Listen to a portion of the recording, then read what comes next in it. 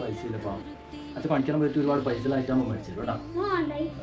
ഇപ്പം ഇല്ല, അച്ഛനൊരു പൈസ ഇല്ലാത്തതുകൊണ്ടല്ലേ.